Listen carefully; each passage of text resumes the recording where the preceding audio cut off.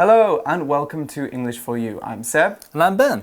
So, Ben, are you happy in your job? I would like to say I am That's happy. a heavy so question, it is right? a question. I could not say I'm not happy because Right. it's something you do every day for the most part. So I think we should be happy at our jobs. I like to travel, go to different countries. I think this is really great for what I do, just learning a new language and teaching it as well. Okay, yeah, you're moving around, you're teaching, you're going to different countries. Okay, so there's a lot you can learn from your job, and people are often happy with their jobs when they're learning things. But was being a teacher what you wanted to do when you grew up? That's a good question. Changed? Yes, I think it's always changed. When I was really little, I always wanted to be a sport player, play basketball, but obviously those are really hard dreams. Everyone wants to be an athlete, so it always changes. It becomes more realistic, I guess, as you grow up. But what about you, Seb? I think it changed a little bit from what I wanted. I don't really know what I wanted to be as a kid. I didn't really have a dream job. I definitely don't think I was thinking about teaching English for you. But I'd say I'm pretty happy with my job. That's good, yeah. And I think one of the reasons why I'm happy with my job is that it reflects a few of my interests. I think when your job is a little bit like the things that you're interested in doing at home, it's a little bit, it's more fun. Exactly, it's easier to get up in the morning. Yeah, it feels less like a job, something you actually look forward to doing. Yeah, it gets you up in the day. Right, but how do you find a job which is similar to the stuff that you like? That's actually quite tricky. That is a good question, yeah. And that's actually what we're going to be talking about today. So, let's get started. Reading. Holland codes. What kind of work is right for you? What is the most annoying question people ask you? It's probably, what do you want to be when you grow up? Choosing a career is hard work for even the most confident people. Thankfully, help is at hand. In the 1970s, a psychologist named John L. Holland created a special career test system. He argued that the work we choose expresses our personality. To find the right job, we need to understand who we are. Try the Holland Codes test and see what kind of work fits the bill for you. Take a look at the words and phrases below and mark the ones that interest you. Mark as many as you like. Working outdoors. Building things. Using machines. Working with animals. Practical work. Reading. Collecting data. Asking questions. Pursuing knowledge. Working alone. Design. Culture. Languages. Music. Being original. Teaching. Training. Taking care of people. Curing diseases. Working in groups. Leading teams. Taking risks. Debating. Public speaking. Persuading others. Being responsible. Organizing things. Assisting others. Following rules. Planning things out. Add up the total number of boxes you marked for each section. Then, in the space below, write the letters of the 3 boxes with the most marks. This is your Holland code. So our article begins with a very good question. What is the most annoying question people ask you? Oh, I think everybody has a different answer to this, right? Yes. An annoying question. Annoying is something that bothers us or makes us angry. So if you guys have little brothers or sisters, think about when they never stop asking you questions, or when you don't have, or if you don't have brothers and sisters, think about getting lots and lots of homework. Both of those things are really annoying. So what's an annoying question for you? Yeah, I know. My little sister can say, "Oh, what are we going to do today?" And she can tug on my shirt when we're little, or what are we going to eat? And someone keeps on asking the same question. It gets really annoying. Hey, exactly. Hey. Yeah, pretty annoying. Are we there yet? Are we there yet? Yes, So no, it's just a little too much for the ear. Yeah, too much for the ear. So anyway, back to the article. It's probably, what do you want to be when you grow up? Exactly. Ooh, that is an annoying question because there's so much pressure. Exactly. Like, it's such a difficult question to ask, and a lot of us are always really worried about that because we can't think of the right one. That's because, as the article says, choosing a career is hard work for even the most confident people. So confident people, remember, are people who are, they're not very shy, they kind of know what they want, but even these people find it difficult to choose a career. And your career are the jobs that you do throughout your life or within a certain industry. So you might hear people say, I want to work on my career. That means they're trying to get better jobs, or they're trying to, get promotions, get more money. Or they might say they're very career-oriented, and someone who's career-oriented is always thinking about work and always trying to get a better job. So career-oriented, thinking about their career, even these people find this question very difficult to answer. Yeah, that is true. I know a lot of career-oriented people, they always stay late after work, and they're always thinking, what am I going to do next for my job? So I encounter a lot of these people. Anyway, lots of overtime.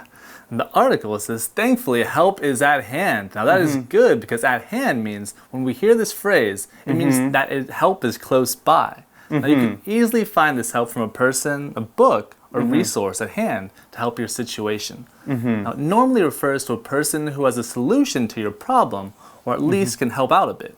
Now this phrase also means that the solution is close by and you don't have to look too far. Which is good, yeah, so the help is at hand. And why is it at hand? Well, in the 1970s, a psychologist named John L. Holland created a special career test system. So what is a psychologist? Yeah, that's a good question. So a psychologist is a trained professional who deals with our thoughts. Now specifically, they help manage how our thoughts affect our behaviors or why we tend to think a certain way. Now, oftentimes people see a psychologist one-on-one, which means just themselves and the doctor. And they can explain to them why we feel a certain way or why our emotions might be down. Now, they are here to help us with how we think. Like a therapist. Exactly, as well. just like a therapist that talk your thoughts out. Now, back to the article, he argued that the work we choose expresses our personality. Okay, right, yeah, so if we're, the work that we want to do is obviously going to be related to the things that we like doing at home. If I like going out into the woods, for example, I might want to, work in forestry, I might want to cut trees for a living. So the article says, to find the right job, we need to understand who we are. That's very true. That's very deep as well. That is really deep. Yeah, kind of express yourself and how you express yourself in the workplace, what naturally fits with you. So back to the article, let's try the Holland Codes test and see what kind of work fits the bill for you. Now let's look at one of these words, a code, which means a simplified symbol is usually a letter or number that represents something or that has a different meaning. Now many times we can see code when we are at a fast food restaurant, as the number 1 could represent a type of food bundle, or even on a multiple choice test, where different letters such as A, B, C, or D could relate to different answers. Now back to the World Wars, World War I, World War II, countries sent information by secret code so that their enemies could not understand what they were saying. So no one can figure out. So because they have lots of meaning behind them sometimes, yes, they right? do, yeah. So which job fits the bill for you, right? Fit the bill is actually our pocket phrase go for today, so let's check it out now. Pocket phrase go! 哎呀，真是的，彼得宽飞太快了，我们怎么抓得到他呢？但是啊，我胡克船长绝不轻言放弃。We need a fast sheep, and this one fits the bill。我们呢需要一艘很快的船，而这一艘呢很合适哦，就是它了。我们赶快出发去抓彼得潘啦！Fit the bill， 或者是呢 fill the bill， 就表示呢合适的，符合要求。比方说呢，像我在找一艘很快的船，这艘呢就很合适。或是啊，你失恋了，想散散心 ，This movie can certainly fill the bill。我知道啦，这部电影一定很符合你的需求啦。So next, the article gives us some instructions. Take a look at the words and phrases below and mark the ones that interest you. Mark as many as you like. Okay, so we're taking a look at the words and phrases below. When we take a look at something, we look at it for a short amount of time. Things that you take a look at are normally not too important, so your teacher might ask you to take a look at the mistakes on your homework. That way you can see what you did wrong, where you were right. But they won't ask you to take a look at a test, because tests, they're important, they require a lot of focus. So take a look is one kind of verb and sense combination we can create. We can take a sense word and a verb and, make it sound like we're doing this thing in a bit more of a casual way. Yeah. So take a look is a more casual kind of way of saying look. We could also say have a listen to something for a minute. Or have a taste of something. So, try something out, have a bite of some food. Exactly, just check over something, see how it is, yeah. So next in the article, we have the test itself. Now it seems that we have a list of different things that we might be interested in. Now they're organized into groups with letters. Now the first one is R. So we have things such as working outdoors, building things, using machines, working with animals, practical work. Okay, so I can see a little bit of a connection between all of these, right? They all seem to be kind of doing things, outdoorsy things. Choose any of those that you think fit your interests, that you might be interested in doing. But what is practical work, that last one? Yeah, that's what a is good practical? question. So practical is something that we do, especially with our hands. Now, like in your science classes, you probably study things in one of two ways. Now, one is theory, like 理论, which is where you read your textbook and write things down. Now, the other is practical study. Now, that's the fun stuff where you do experiments. So in the article, practical work means you do things with your hands, building things, working outside. That's all practical work. Now, similarly, someone who's practical is someone who is good at doing things with their hands, like our example sentence below. My mom is a mechanic, so she's a very practical person. She's very good at doing things. Yeah, I know like people who build cars, build houses, use things with their hands and be outdoors. And really, if the sink is broken, you can ask your mum because she's practical. So our next category is I. So we don't know what this stands for yet, but the things under I include reading, collecting data, so that's getting information, asking questions, pursuing knowledge, and working alone. I know sometimes I really like to work on my own rather than in groups, get more done. Exactly. But pursuing knowledge, that's the tricky one in that list. Pursue is a verb, and when we pursue something, like a good situation or a job, we look for it or we try to get more of it. So someone who pursues knowledge probably lives to study and loves to study, and studies things a lot. So someone who pursues happiness, on the other hand, is, probably trying to live a happier life. They probably just care about being happy, taking time for themselves. That's pursuing happiness. Now, our example sentence uses pursue in a similar way. Emma has been pursuing a job in musical theatre for years. Today, she finally got one. Oh, that's good. That's fantastic. Many people pursue different things in life, like art or different jobs, careers. So that's something we can focus on later towards our work. Now, our next letter is A, where we have things such as design, culture, languages, music, and being original. Right, okay, so these, I'm seeing a pattern with all of these. They all seem to be a little bit similar. Like our next category, which is S, and under S we can see teaching, training, taking care of people, curing diseases, and working in groups. Now that second last one, curing diseases, is very interesting, so let's take a closer look at that. So cure is a verb, and when we cure someone, we make them healthy again. Many diseases can be cured easily by taking medicine or having surgery. That's 手术. Now, and as we recover or get better, our bodies heal themselves. Now, cure is a very flexible word. It can also be used as a noun. So, for example, a cure for cancer. But there are, some different words we can use too. There's the opposite of cure, which is infect. Now, when you're infecting someone, you're not making them better, you're giving them a disease that you have. That might not be on purpose, but if you're sick and the person next to you is healthy and then they get your disease, then you infected that person. Now, our example sentence for cure is, scientists are still looking for a way to cure cancer. Alright, so on the list, we have a phrase that says, take care of people. Now, this means to help out. Now, oftentimes when we think of nurses or doctors, they're the ones that we think of that take care of us when we are sick. Now, we often use this phrase for people that need help, such as the elderly or seniors, as they might have trouble walking, or even babies as they need to be fed as well. Someone or even an animal or pet needs to be taken care of too, as they cannot help themselves, or they might have a harder time to help themselves and thus need the help of someone else. Alright, so the next letter we have is E. Now this can translate to leading teams, taking risks, debating, public speaking, and persuading others. So it's a lot of talking, a lot of talking, and we saw debate there. That's actually a type of talking. Debate is a verb, and when we debate, we argue or we discuss something in a formal way. So at school, you might have a debate club. It's a noun too.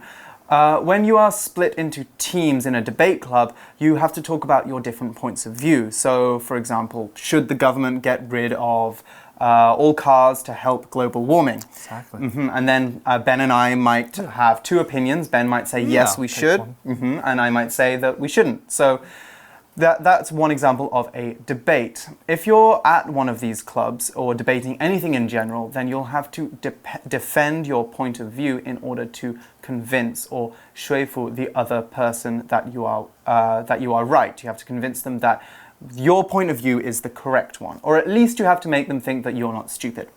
So our example sentence for debate is, the two teams debated whether to get rid of school uniform. That is a good question. Yeah, so you need good social skills to persuade other people, which brings us to our next word, persuade. Now that means to make someone feel or to think a different way. Now lawyers are well known for being able to persuade the judge to believe their side of the story. Yeah, so a person who can persuade usually has very good social skills and can make others agree with what they are saying. So for example, I persuaded my mom to make me sleep later tonight. Now it worked, as I told her I would get a good grade on my test. Okay, so yeah, that's a very good persuasive skills there. Yeah, you say, you do something for me, I'll do something for you. Yeah, exactly. I'll help you. Okay, well, I guess it's both for you. You're getting to sleep and you're getting good grades. But we still have another one. Our last one is C, and this one seems to be for people who are a little bit more organized. We see being responsible, that's the first interest, organizing things, assisting others, following rules, and planning things out. Okay, I can relate to some of those, but not all of them. I cannot relate too much either. That's very organized. I have a very straightforward approach to something. So anyway, one of the words we saw there was assist.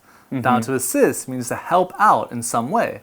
Now it's a very broad word, as we could assist others in taking out the garbage or assist a fellow student with their homework. Right. Yeah, so it's similar to help out, but assist can be related to more of putting effort into a task, whereas someone who helps out can make something a little easier, as they might have more knowledge or experience in that area. So for example, a teacher could help out with one's homework, and a fellow student could assist you with working out a problem together, so you could both tackle the problem, or you could both take out the trash. So they're both very similar and have the same meaning of helping out in some way. It also sounds quite formal, doesn't it? Yeah, exactly. So the example sentence for this would be, I assisted my coach to write down the names of everyone on the team. So it's just some kind of task that anyone can do, really, to assist with something. You're helping him out. So you might be helping him out, but you could also be planning something out. That was the last phrase we saw in that list. And when we plan something out, we make arrangements for it. So often we plan trips out before we go on them. We decide where we want to go, where we'll stay, what we'll do and eat. So those are all things that you plan out. You could also call this kind of plan an itinerary. Yeah, a schedule for what you're going to do that day. So anyway, back to the article. You're going to add up the total number of boxes you marked for each section. Right, at this point you've tick as many of those as you like, anything you like in those lists, and add up the numbers for each letter. Because each letter, remember, they were all in different boxes. Then, in the space below, write the letters of the 3 boxes with the most marks. So this is your Holland code. Now, we're going to find out a little bit more about what the Holland code is and what it says about you. But it's actually this is all the time we have for today. So we're going to go to our For You chat question now, and then we'll join you again tomorrow.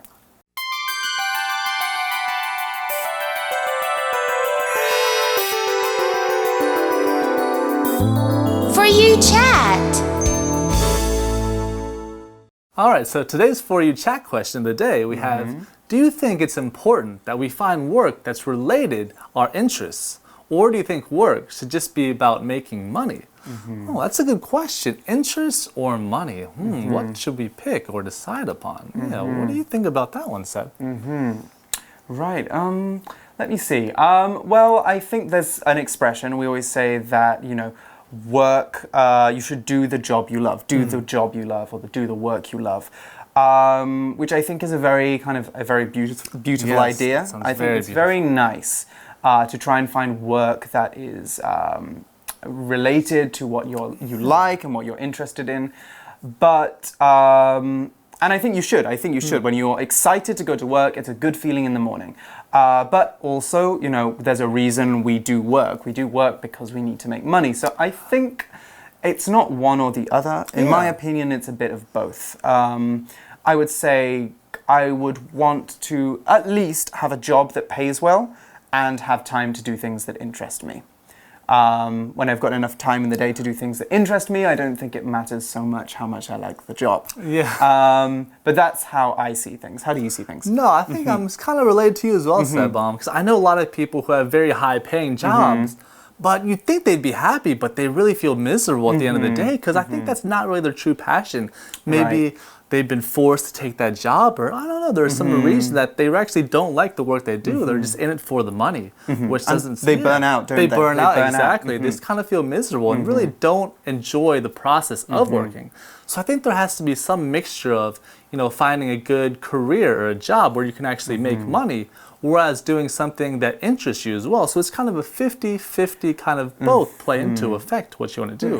Whereas the other hand, if you just do something you love, now that's a good way too, but a lot of people could play basketball. A lot of people love playing basketball, but the chances of becoming a professional athlete are so small that is it realistic? So that's something you have to question yourself as well. But continue chasing your dreams and your passions, and then you'll find a way out with following your heart and see what's there for you. Exactly. Follow your interests, your dreams, your passions. Yeah. If you don't find the perfect job for yourself, the first straight out of college, that's also fine. You have years and years and years to work on that. You have plenty of time. There is time. Yeah, okay, so don't feel the pressure. Yeah. Anyway, we're going to be helping you a little bit anyway with your career decisions tomorrow when we look a little bit more at the Holland Code. But for now, I'm Seb. And I'm Ben. And we'll see you again soon.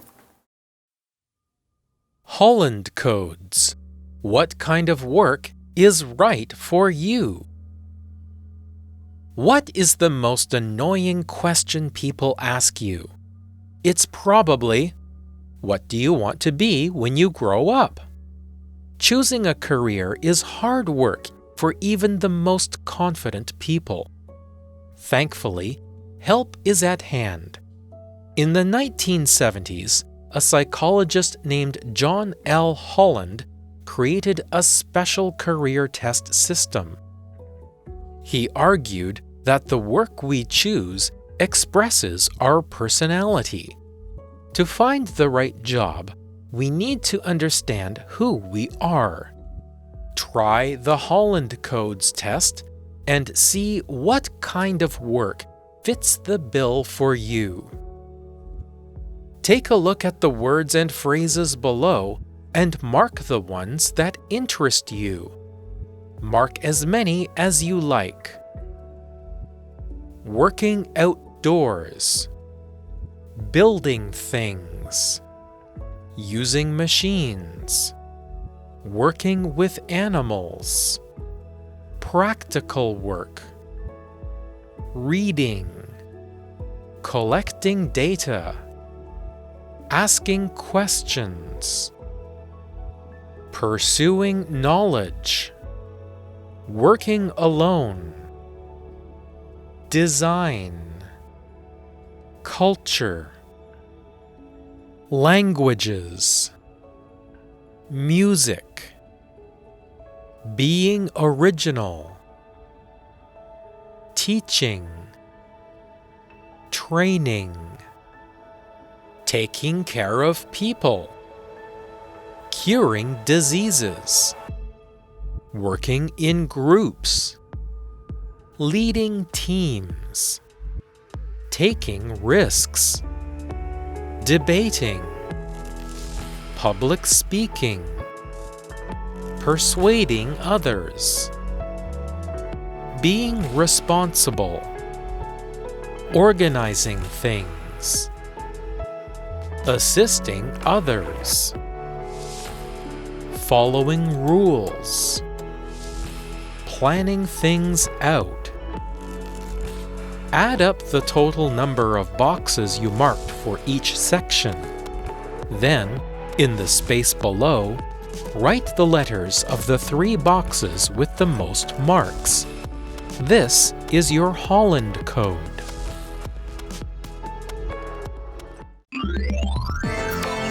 Vocabulary Review. Practical. Today's science lesson will be more practical. We're not going to read the textbook, but do some exercises. Pursue. Hillary had been pursuing a job as a designer, so she was happy to finally get one. Cure. Henry believed that drinking hot soup would help cure his cold. Debate. The heads of the department debated whether to increase company spending. Persuade.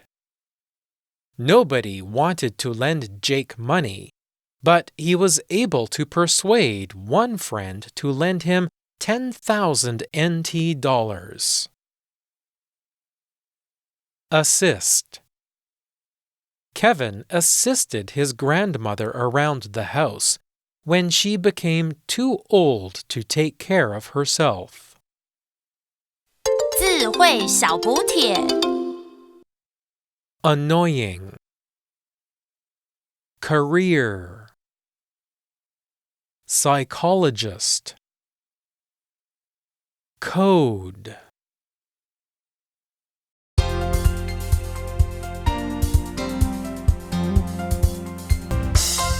以上节目是由活用空中美语制作，活用空中美语杂志，请洽询全国各大书店。如欲索取试听教材，请来电02-2364-4000 02-2364-4000，或上网查询，网址是 www.english4u.net www.english4u.net